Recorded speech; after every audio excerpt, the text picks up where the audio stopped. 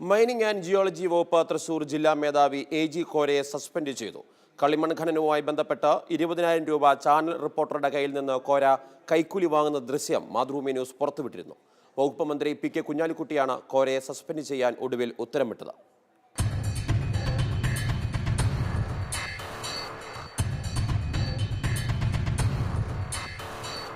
കോരയെ suspend ചെയ്യുന്ന ഉത്തരവിൽ വകുപ്പ് മന്ത്രി പി.കെ. കുഞ്ഞാലിക്കുട്ടി കഴിഞ്ഞ ദിവസമാണ് ഒപ്പിട്ടത്.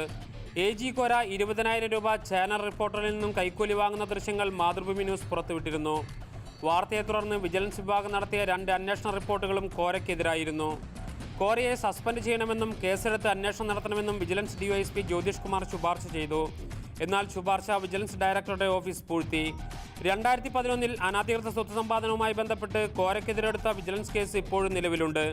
കൊല്ലത്ത് ജിയോളജിസ്റ്റായിരിക്കെ കോരയെ സസ്പെൻഡ് ചെയ്ത് അന്വേഷണം നടത്തണമെന്ന് മന്ത്രി ഗണേഷ് കുമാർ രേഖാമൂലം പരാതി നൽകിയെങ്കിലും അതും നടന്നില്ല. കോരയ്ക്കെതിരെ ആഭ്യന്തര വകുപ്പിൽ നിന്നും റിപ്പോർട്ട് ലഭിക്കുന്നത് വൈകിയതാണ് കോരയെ സസ്പെൻഡ് ചെയ്യാൻ വൈകുന്നതിന് ഇടയാക്കിയതും.